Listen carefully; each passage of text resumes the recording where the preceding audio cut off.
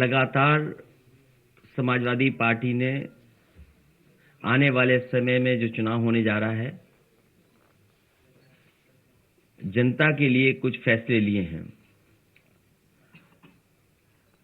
सबसे पहले नया साल जब शुरू हुआ था, समाजवादी पार्टी ने तय किया था, उस नए साल पर पहला संकल्प था कि उत्तर प्रदेश में 300 यूनिट फ्री बिजली दी जाएगी और साथ ही साथ किसान के लिए सिंचाई मुफ्त होगी। फिर लैपटॉप को लेकर के भी समाजवादी पार्टी ने ये कहा कि जिस तरीके से पूर्व में समाजवादी पार्टी ने बच्चों को पढ़ने के लिए, जो आगे की पढ़ाई करने के लिए जा रहे हैं, उनको लैपटॉप से मदद करने के लिए लैपटॉप दिया जाएगा। और वो स्कीम ऐतिहासिक स्कीम थी। बड़े पैमाने पर नौजवानों को जो आगे की पढ़ाई पढ़ रहे थे, उन्हें लैपटॉप दिया गया था। और आज भी इतने वर्षों के बाद जब हम लोग गांव में जाते हैं, किसी मोहल्ले में जाते हैं, तो वो लैपटॉप देखने को मिलता है। एक एक लैपटॉप की एक कहानी है। अगर हम पूरा देखें कि उस लैपटॉप से क्या क्या पढ़ाई में या रोजगार में या नौकरी में मदद मिली है, एक एक लैपटॉप की अपनी कहानी है। परिवार में किस तरीके से न केवल बच्चे ने, बहन ने, भाई ने, परिवार के सब लोगों को मदद मिली है। और जिस समय लॉकडाउन लगा, कोविड प्रोटोकॉल के तहत सब ऑफिसेज बंद हो गए, स्कूल बंद हो गए, मुझे खुशी है इस बात की, बहुत सी जगह से जानकारी मिलती थी कि समाजवादी सरकार का दिया हुआ लैपटॉप अभी भी चल रहा है और हमारे काम आ रहा है। समाजवादी सरकार थी तो आईटी सेक्टर में क्या बढ़ावा दे सकते हैं, उसके लिए रास्ता बनाया था। चक गजरिया फार्म में एचसीएल का सबसे पहला इन्वेस्टमेंट आया था और एचसीएल इन्वेस्टमेंट के आने से लखनऊ जैसा शहर आईटी हब के नाम से भी उस समय जा सकता था अगर इस काम को और आगे बढ़ाया जाता। जितना समाजवादी सरकार में उस समय काम हुआ था, उससे आगे सरकार ने नहीं बढ़ाया। केवल एचसीएल कैंपस में लगभग 5000 से ज्यादा लोग नौकरी कर रहे हैं, उन्हें रोजगार मिला है। जो डायरेक्ट नौकरियां मिली हैं एचसीएल कैंपस में, वो 5000 से ज्यादा हैं। उसके साथ कितनों को और नौकरी रोजगार मिला होगा, उसकी संख्या भी नहीं कैलकुलेट हुई है। लेकिन कैंपस में आज अगर हम जाएं और आकलन करें तो 5000 से ज्यादा लोगों को डायरेक्ट नौकरियां मिली हैं, डायरेक्ट रोजगार मिला है। और ये क्वालिटी नौकरी है, क्वालिटी जॉब है, प्रोफेशनल्स हैं इसमें, और जिसमें बड़ी संख्या में इंजीनियर्स हैं जो कई सालों की ट्रेनिंग अनुभव है, वो लोगों को नौकरी मिली है। कई बड़ी बड़ी कंपनियां छोड़ करके आए हैं, वो नौकरी कर रहे हैं। और जिसमें इंजीनियरिंग पास वाले बच्चे जो आज हैं, उसमें वो लगभग 3500 हैं जिन्होंने बीटेक की डिग्री हासिल की है, वो नौकरी कर रहे हैं। और इसके साथ साथ खुशी ये है कि जिले के आसपास के जो बच्चे हैं उनको भी नौकरी मिली है, चाहे वो लखनऊ हो, हरदोई हो, बाराबंकी हो। और इसके साथ साथ 12th पास कर करके जो आज कोर्सेज हैं जिससे वो नौकरी और रोजगार मिल सकता है, वो भी 12th पास करने वालों को ट्रेनिंग मिलती है, ऑन जॉब ट्रेनिंग है। और उसके बाद ट्रेनिंग के बाद उन्हें नौकरी मिलना, ये एचसीएल कैंपस केवल एग्जाम्पल है। और मैंने कई और जो उदाहरण भी दिए समाजवादी सरकार में, जिसमें नौकरी मिली है, रोजगार मिला है लोगों को। इसलिए आज जब 22 तारीख है और समाजवादी पार्टी का जो नारा रहा 22 में 22 स्किल, नौकरी रोजगार संकल्प श्रृंखला में प्रथम संकल्प आईटी सेक्टर में, ये अभी सरकारी नौकरियों में कितने रिक्त पद हैं, पुलिस में कितनी भर्ती हो सकती है, वन विभाग में कितनी हो सकती है, या और जगह सरकारी नौकरियों की बात नहीं कर रहा हूं मैं अभी, गैर सरकारी और कितनी नौकरियां आएंगी उसकी बात नहीं कर रहा मैं, और सेक्टर्स की बात नहीं कर रहा। केवल आज आईटी सेक्टर में आने वाले समय में समाजवादी सरकार बनेगी तो उत्तर प्रदेश के नौजवानों को 22 में जब सरकार बनेगी तो 22 लाख नौजवानों को उससे ज्यादा सीधा सीधा रोजगार से जोड़ने का काम और उस तरह के फैसले, उस तरह की पॉलिसी बनाने का काम समाजवादी सरकार में होगा। इसलिए नौकरी और रोजगार संकल्प श्रृंखला में पहला ये है आईटी सेक्टर में कि समाजवादी सरकार बनेगी तो 22 लाख बच्चों को इससे सीधा सीधा कैसे उन्हें नौकरी मिले, रोजगार मिले, उसके लिए सरकार काम करेगी। और जो पार्टी जिस सरकार में 18 लाख से ज्यादा लैपटॉप बांट सकती है, तो 22 लाख रोजगार देने में और उस दिशा में काम करने में समाजवादी लोगों को समय नहीं लगेगा। इसलिए 22 का रोजगार के लिए, आईटी सेक्टर के लिए केवल पहला संकल्प है कि 22 लाख नौजवानों को जो प्रोफेशनल होंगे, क्वालिटी जॉब होगा, एजुकेशन जो कर क्या इंजीनियरिंग करें, उनको नौकरी देने, रोजगार देने का काम समाज सरकार में होगा, उस दिशा में काम करेंगे। जॉइनिंग। और मुझे खुशी है इस बात की कि आज समाजवादी पार्टी में बहुत लोग शामिल हो रहे हैं, और शामिल ही नहीं हो रहे हैं, वो चुनाव को भी फेस करेंगे। इसलिए मैं प्रदेश अध्यक्ष जी से कहूंगा कि नाम पढ़ें। सम्मानित पत्रकार भाइयों, बहुत हर्ष के साथ सूचित कर रहा हूं कि श्री प्रवीण सिंह ऐरन, पूर्व सांसद बरेली, आज समाजवादी पार्टी में माननीय राष्ट्रीय अध्यक्ष जी पर विश्वास करते हुए शामिल होने आए हैं। हम उनका स्वागत करते हैं। श्रीमती सुप्रिया ऐरन, पूर्व मेयर बरेली, श्रीमती रीता सिंह, स्वर्गीय राजा महावीर सिंह जी की धर्मपत्नी है, पूर्व विधायक संडीला, श्रीमती रीता सिंह जी, आपका स्वागत करते हैं और माननीय राष्ट्रीय अध्यक्ष जी से अनुमति चाहते हैं कि आपको शामिल करने की अनुमति दें। मैं दोनों लोगों को बहुत बहुत बधाई और शुभकामनाएं देता हूं। समाजवादी पार्टी में आज शामिल होने से समाजवादी पार्टी की ताकत बढ़ेगी, और समाजवादी पार्टी जिस तरीके से आगे बढ़ रही है सरकार बनाने में, आपके आने से, आपके सहयोग से, समाजवादी पार्टी ने जो फैसला लिया कि सरकार बनेगी, गठबंधन की सरकार बनेगी, उस दिशा में और आगे बढ़ेंगे।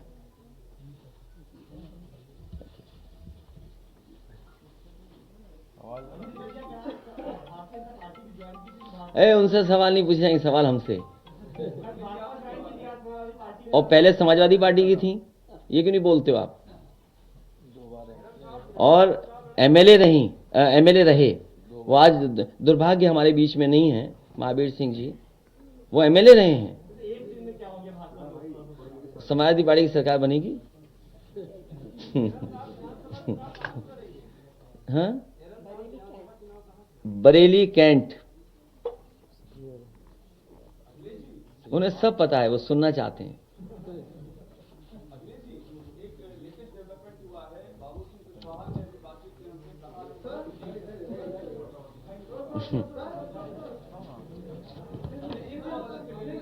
ठीक है,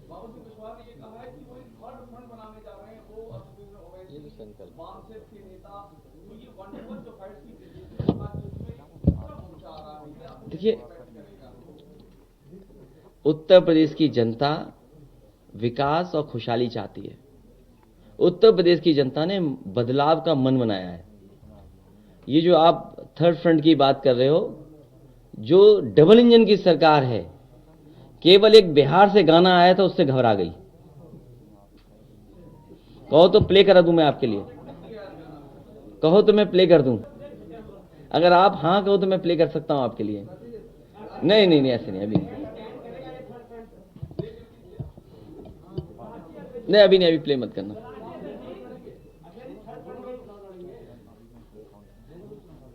दो हमारे बगल में पूर्व सांसद, इनके बगल में जो दो लोग हैं, दोनों चुनाव लड़ेंगे।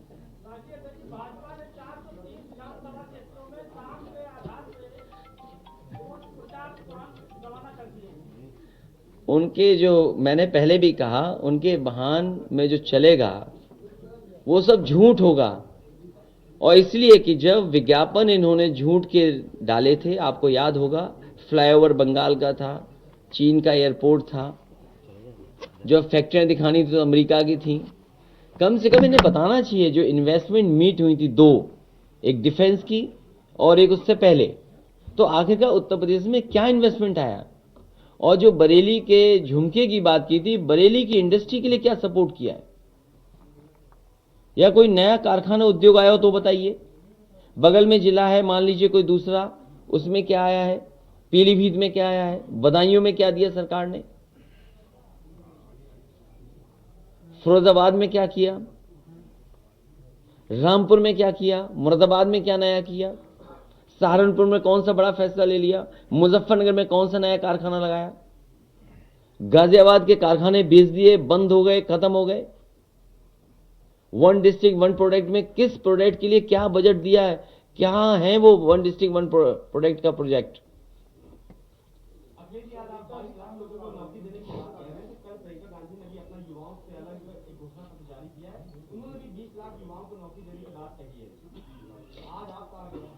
आज तारीख 22 है, 22 में सरकार बननी है, इसीलिए 22 लाख का। लेकिन अगर आईटी सेक्टर में ठीक से काम किया जाएगा, इसलिए मैंने केवल एक जगह का उदाहरण दिया आपको। आईटी हब लखनऊ में कई जगह बन सकते हैं, बरेली में बन सकता है, आगरा में बन सकता है, गाजियाबाद में, नोएडा में पहले से है। तो अगर कोशिश की जाए तो कई जगह आईटी सेक्टर में, आईटी सेक्टर से जुड़ी हुई आईटी सर्विसेज कितनी है। और आप देखिए, आज आप ऑनलाइन कंडे मंगा सकते हो, ऑनलाइन आप भैंस गाय खरीद सकते हो। तो आईटी किस क्षेत्र में नहीं पहुंच गया है? कितने ऐप्स बन रहे हैं, स्टार्टअप ऐप्स देखिए कितने बनाए जा रहे हैं। याद कीजिए, हमारी सरकार में सबसे फैसला लिया था कि स्मार्टफोन दिए जाएंगे। अगर सरकार की नीयत साफ होती तो 1 करोड़ से ज्यादा उस समय भी रजिस्टर हो चुके थे बच्चे जो फ्री स्मार्टफोन पाते। लेकिन सरकार ने 5 साल नहीं दिए स्मार्टफोन।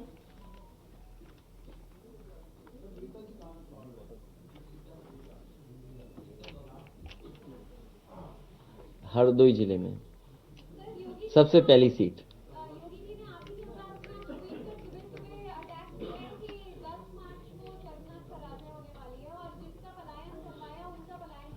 मैं आपसे कहूंगा कि मुख्यमंत्री जी को वो गाना सुनवा दीजिए जो अभी भी गाना सबसे ज्यादा सुना जा रहा है।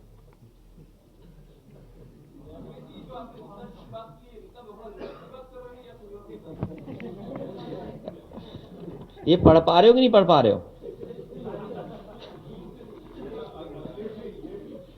आज केवल ये बात होगी।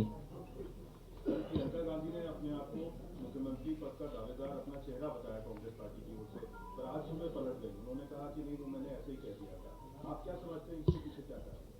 उत्तर प्रदेश में जनता समाजवादी पार्टी की तरफ देख रही है और जनता जो बदलाव चाहती है उसके साथ समाजवादी पार्टी खड़ी है।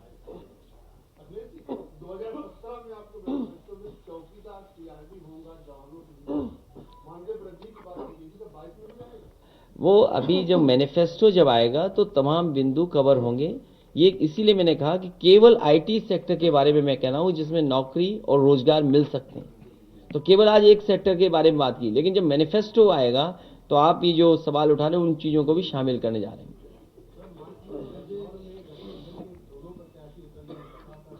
नहीं, मार्ट का तो समस्या समाधान हो गया। अगर कहीं और होगा तो विचार कर लेंगे, देख लेंगे।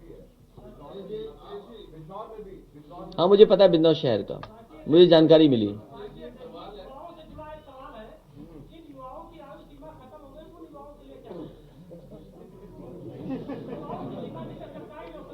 आपको अपनी चिंता नहीं करनी चाहिए।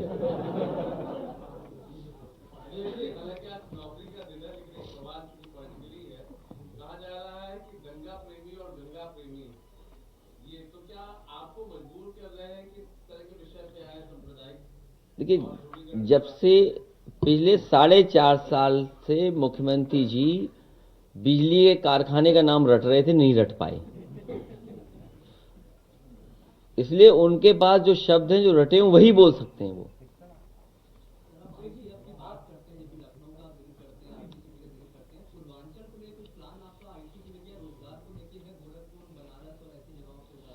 मैंने केवल ये कहा कि आगरा है, बरेली है, या आजमगढ़ हो सकता है, बनारस हो सकता है, आपका गाजीपुर हो सकता है। जब एक्सप्रेसवे गाजीपुर तक पहुंच गया है और अगर हमारी समाजवादी पार्टी का जो पुराना मैनिफेस्टो था जो 2017 में था, अगर आप उसमें देखेंगे तो कई जगह हम लोगों ने शहर चिन्हित करके कहा कि इनमें भी आईटी हब बन सकते हैं, तो क्यों नहीं पूर्वांचल में जा सकता है। और पूर्वांचल में ज़रूरत है, क्योंकि ट्रेनिंग इंस्टीट्यूट ज़रूरत है। 12th के पास करने वाले बच्चों को क्या नौकरी रोजगार मिल सकते हैं, उसकी अगर ट्रेनिंग मिल जाएगी तो वो रोजगार और नौकरी पा सकते हैं। इसलिए इस तरह की आईटी हब्स पूर्वांचल में और लखनऊ से आगे भी ले जाना पड़ेगा, तो कोशिश होगी ले जाएंगे, और जो भी सहूलियत देनी पड़ेगी वो सहूलियत देंगे। मुझे याद है कि नोएडा और गाजियाबाद से आगे नहीं ये बढ़ते थे, कम से कम पिछली सरकार में समाजवादी लोग लखनऊ तक ले आए। अगली बार हो सकता है झांसी तक चले जाएं, अगली बार हो सकता है गाजीपुर तक चले जाएं। कम से कम डबल इंजन की सरकार को कुछ काम आगे बढ़ाना चाहिए था। इसलिए जिन्होंने काम रोका, विकास रोका, खुशहाली रोकी, उनको हटाना है।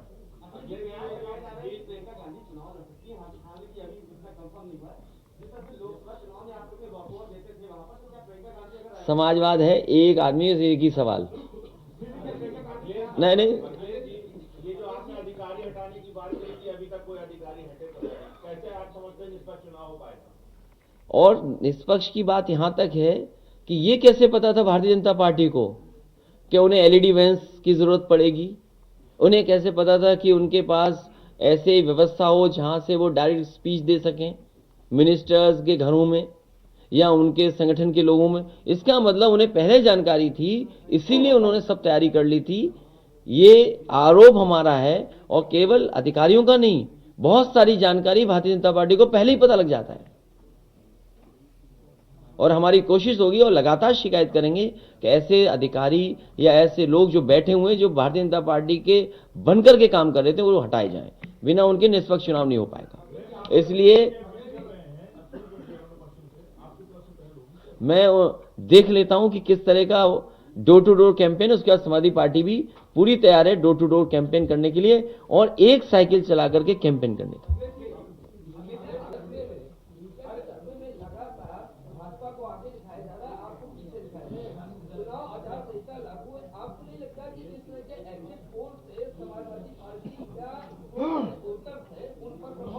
देखिए, जो सर्वे दिखाए जा रहे हैं, जो सर्वे दिखाए जा रहे हैं जिसमें भारतीय जनता पार्टी आगे, उसके बावजूद विधायक कूटे जा रहे हैं, गांव में नहीं घुस पा रहे हैं।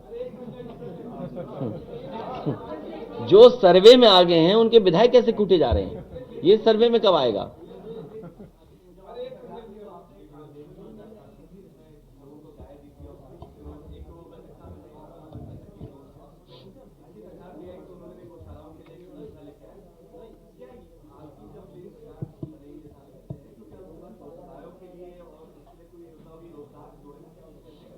नहीं, मैं तो कई बार यहाँ कहता हूँ, जो इस तरह के सुझाव आते हैं, एक हमारा पत्रकार साथी था, गोबर को लेकर कुछ सुझाव देना चाहता था, तो अगर आप पे भी सुझाव हो तो मैं जरूर शामिल करूंगा। और क्योंकि नाकाम हुई हैं स्कीम्स या नाकाम कर दी गई हैं, कामधेनु स्कीम में सबसे अच्छी स्कीम थी, लेकिन किसी कारण वो स्कीम सरकार ने नहीं चलाई, आगे नहीं बढ़ाई। उस स्कीम में जो सुधार होगा उसको आने वाले समय में किया जाएगा। और जहां गौशालाओं को लेकर के हजारों करोड़ रुपया लगा है, जहां पर गाय मां भूखी हैं आज, और इसलिए पिछली प्रेस कॉन्फ्रेंस में मैंने कहा था कि जो गाय मां को भूखा रख रहा है उसमें पाप पड़ेगा। अगर कुछ सुधार की जरूरत होगी तो आने वाले समय में उस सुधार के लिए समाजवादी पार्टी की सरकार में काम होगा।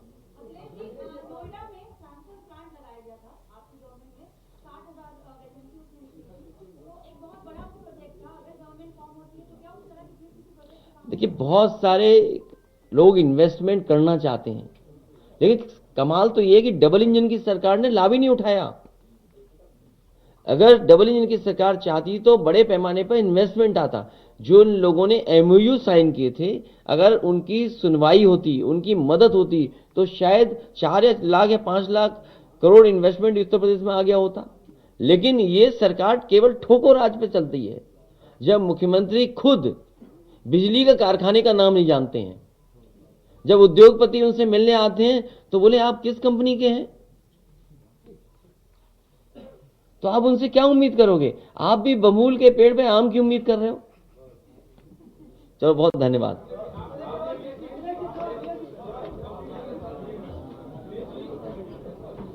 पूछिए, लाल शर्ट टी शर्ट, गाना चलाइए इनके लिए पार्टी का।